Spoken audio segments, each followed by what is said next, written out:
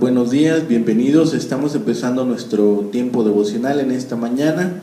Estamos revisando hoy nuestro devocional número 52 basado en el libro de los Salmos. El título de nuestro devocional esta mañana es El triste destino del perseguidor. Vamos a la lectura de nuestra porción. Es el Salmo 52 en esta oportunidad. Y la palabra de Dios dice, Salmo 52, ¿por qué te jactas de maldad, oh poderoso? La misericordia de Dios es continua. Agravios maquina tu lengua, como navaja afilada hace engaño. Amaste el mal más que el bien, la mentira más que la verdad. Has amado toda suerte de palabras perniciosas, engañosa lengua. Por tanto, Dios te destruirá para siempre, te asolará y te arrancará de tu morada, y te desarraigará de la tierra de los vivientes. Verá los justos y temerán, se reirán de él, diciendo, he aquí el hombre que no puso a Dios por su fortaleza, sino que confió en la multitud de sus riquezas, y se mantuvo en su maldad. Pero yo estoy como olivo verde en la casa de Dios. En la misericordia de Dios confío eternamente y para siempre. Te alabaré para siempre porque lo has hecho así. Y esperaré en tu nombre porque es bueno delante de tus santos. Bien, en esta mañana estamos viendo que este es un salmo que dice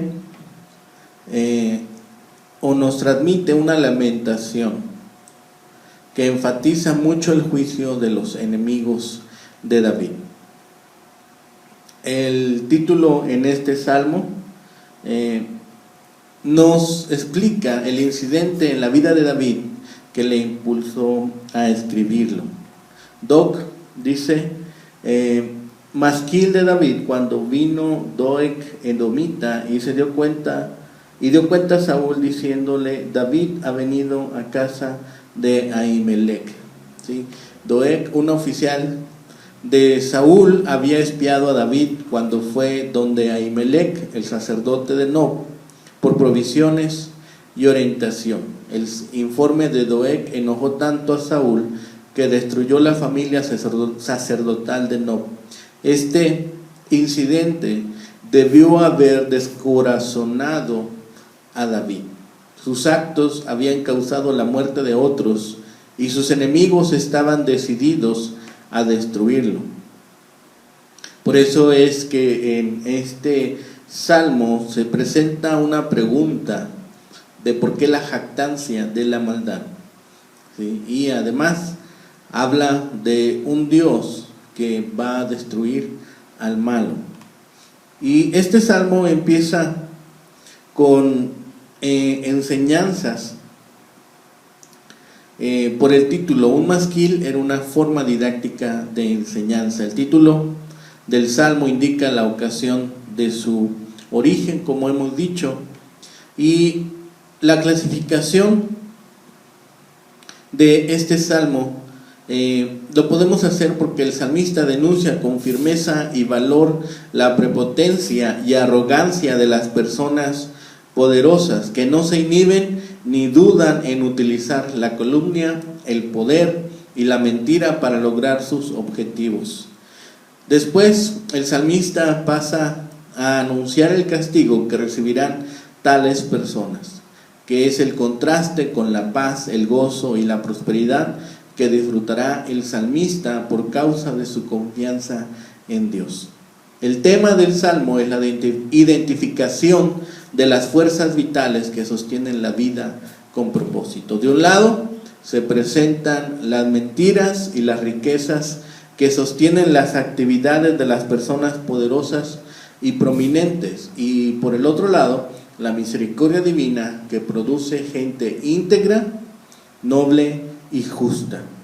Es este salmo que nos presenta el conflicto básico entre los dos estilos de vida y los valores de las personas prepotentes, injustas y arrogantes. en contraposición con las personas humildes, sencillas y justas. La crisis, pues, se produce en la reacción de las personas poderosas a los anhelos de justicia y reclamos necesarios de bienestar de la comunidad ante las peticiones de justicia de los humildes. Los poderosos reaccionan con jactancia, reaccionan con engaños, mentiras, humillaciones e incluso maldad. Como respuesta a las personas justas, los arrogantes actúan con calumnias, fraudes, corrupción, agresiones físicas y agresiones verbales. La injusticia y la impunidad le permiten a esas personas injustas acumular riquezas y utilizar el poder económico, social, religioso y político para mantener en cautiverio a los humildes. El autor del Salmo es posiblemente alguno de los profetas que resistieron a permanecer callado ante las injusticias de las personas poderosas y prepotentes, y presenta su caso ante las autoridades del pueblo. En el caso de este profeta, hace sus acusaciones y dicta la sentencia, pues fundamenta su caso en la importante tradición bíblica que afirma el valor de los humildes y celebra las intervenciones históricas de Dios para la implantación de la justicia. Este salmo nos habla de esta acusación profética. Vemos en los primeros 4 versículos: ¿por qué te jactas de maldad, oh poderoso? La misericordia de Dios es continua. Agravios maquina tu lengua, como navaja afilada hace engaño. Amaste el mal más que el bien, la mentira más que la verdad. Has amado toda suerte de palabras perniciosas, engañosa lengua. ¿Sí? Estamos observando aquí cómo es que se comportan estos hombres y la acusación que hace aquí el salmista. El salmista se presenta como si fuera un profeta, articula con valentía las graves acusaciones, porque hay jactancia, hay mentiras, engaños, maldad y perversión en los hombres. El caso se fundamenta en las actitudes hostiles y prepotentes de las personas malvadas que no solo se glorían en sus acciones perversas, han optado por la mentira en vez de la verdad. Han decidido actuar con injusticia en vez de vivir de acuerdo con la honradez y la rectitud. Sus palabras son perversas y su lengua es engañosa. La imagen de la espada afilada subraya el tema de la lengua engañosa y las palabras calumniosas, que también se presenta en otros salmos y en el Nuevo Testamento. El poeta pone claramente de manifiesto los valores que sustentan a este tipo de personas, en contraposición con la gente humilde que recibe el golpe de esas acciones opresoras e injustas. Los reproches que se presentan con autoridad en este poema también se articulan en otros salmos. Es en este contexto que el salmista se dirige literalmente a una persona específica en singular, aunque su mensaje tiene repercusiones comunitarias e incluso nacionales. El poeta critica seriamente a las personas que fundamentan sus decisiones en la vida, en el poder que poseen y en la humillación de los débiles. La fuerza profética del Salmo se incrementa al reconocer que el mensaje del poema no está dirigido únicamente a alguna persona en particular, sino a todo el pueblo, que debe rechazar este tipo de estilo de vida arrogante, hostil, agresivo, violento, mentiroso y engañoso. ¿Sí? Por eso el título que le da es poderoso. Y en este contexto es posiblemente un sarcasmo que prepara el camino para la sentencia final. Dios te destruirá para siempre, les dice en el versículo 5. La palabra hebrea puede referirse a un guerrero para destacar su poder y fuerza aunque en este contexto su significado está más cerca de una persona con poder político y económico, de acuerdo a las actitudes y acciones que ejecutan estos hombres. La imagen alude a la gente que ha puesto sus esperanzas en el producto de sus esfuerzos y dedicación. Es en rechazo abierto a la misericordia divina que han obtenido estas ganancias. Y dice el salmista, la misericordia de Dios es continua, y nos habla de esta misericordia que Dios manifiesta, y parte de esa misericordia también se traduce en juicio. De los versículos 5 al 7 dice: por tanto te destruirá para siempre, te asolará y te arrancará de tu morada y te desarraigará de la tierra y de los vivientes.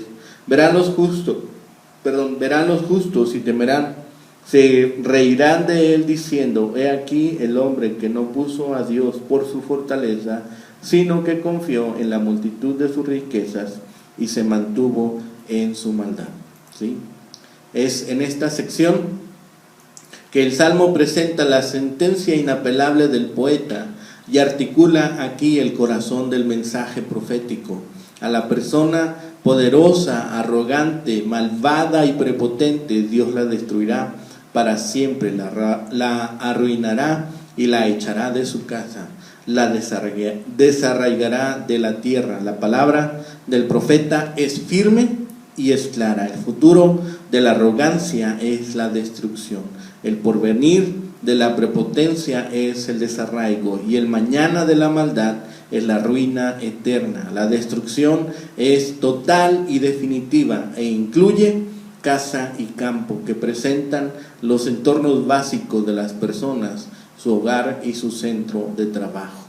Es en esta enseñanza del salmista que vemos el eco del mensaje fundamental de Jeremías, cuya profecía consistía en arrancar y destruir y arruinar y derribar. El salmista sigue de esta forma el modelo de los mensajes proféticos que comienzan con la presentación de las denuncias para posteriormente seguir con el anuncio del juicio. La reacción de las personas justas a las intervenciones divinas es de júbilo y felicidad. Dejaron la cobardía y decidieron reclamar sus derechos. La destrucción de los poderosos y lo que ellos representan es fuente de esperanza y liberación de los humildes, que interpretan esa caída como el resultado de la intervención divina. El fundamento de la caída de las personas poderosas, según el Salmo, es el rechazo de Dios como fortaleza, protección y apoyo.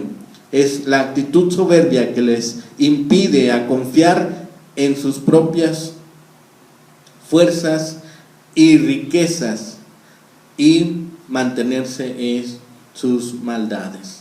Es esta soberbia que les llama solamente a confiar en lo que ellos tienen, no de lo que proviene de Dios. Al final, el versículo 8 y 9 dice: pero yo estoy como olivo verde en la casa de Dios, en la misericordia de Dios confío eternamente y para siempre. Te alabaré para siempre porque lo has hecho así, y esperaré en tu nombre porque es bueno delante de tus santos. ¿Sí? Entonces, estemos nosotros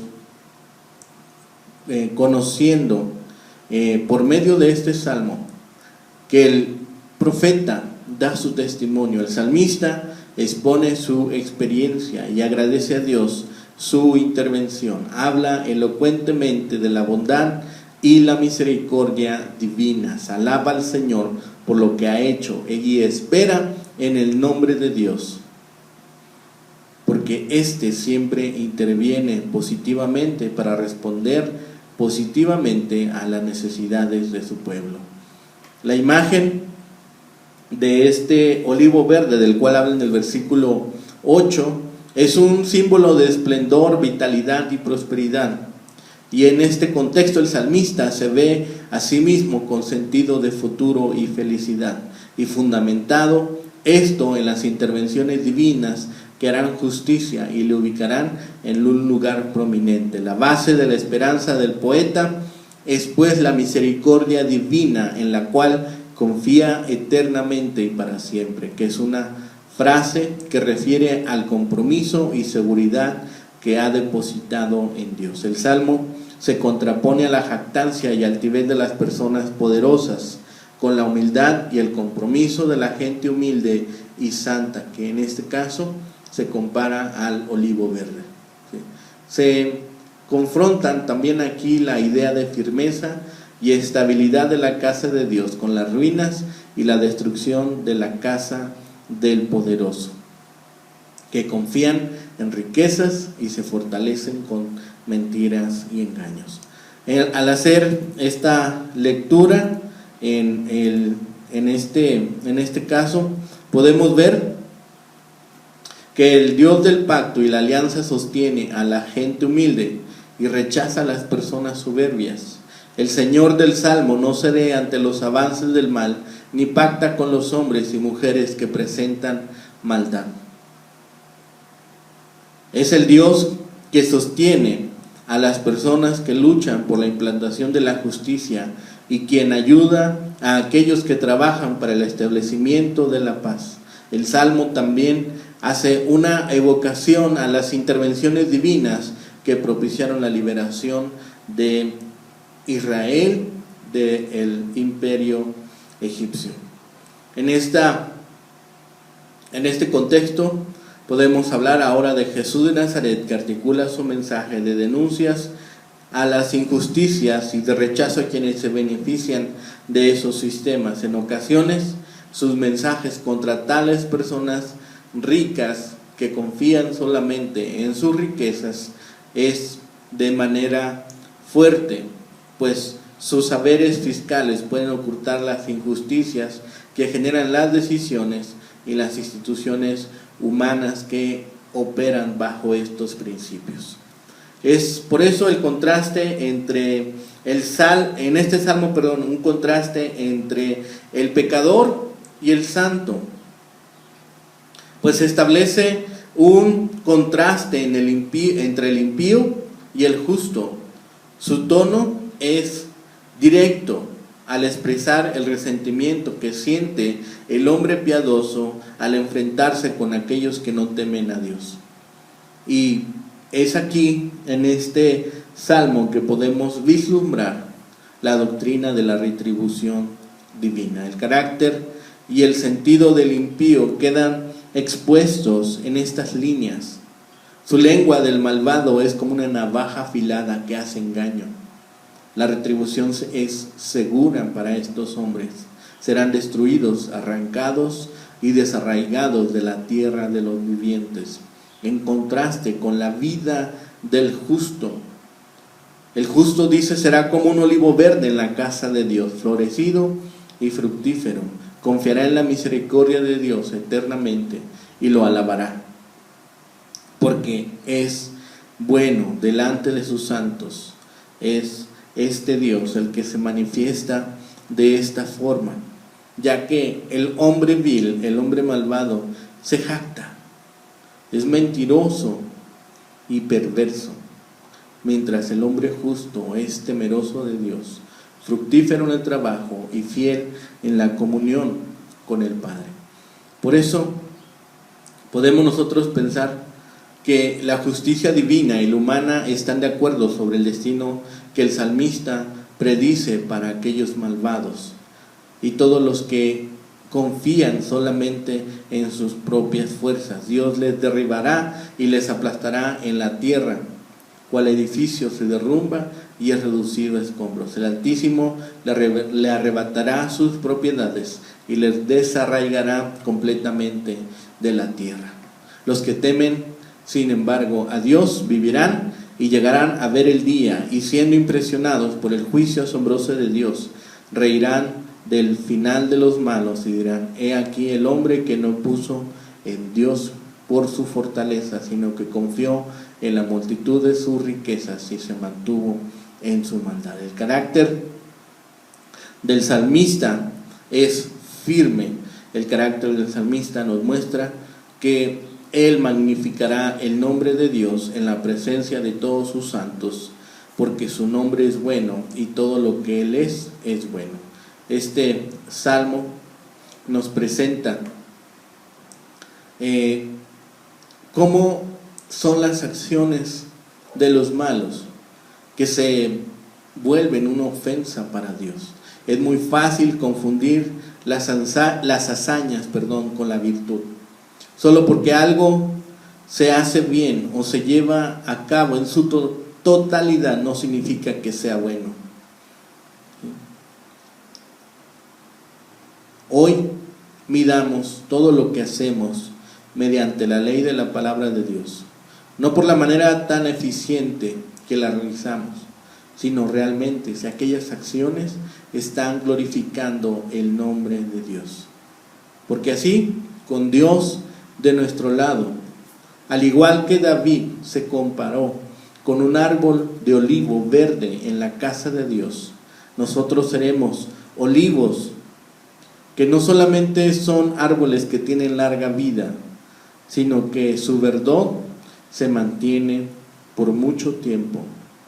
David contrastaba la protección eterna de Dios hacia el siervo fiel con la destrucción repentina del malvado. Por eso, no nos jactemos en nuestras obras, sino glorifiquemos el nombre de Dios en todo tiempo, con nuestras acciones, con nuestros pensamientos y con nuestra forma de vivir. Seamos fieles a Dios, porque Él también es fiel a sus promesas, fiel a sus palabras. Que el Señor les bendiga, que tengan un excelente día.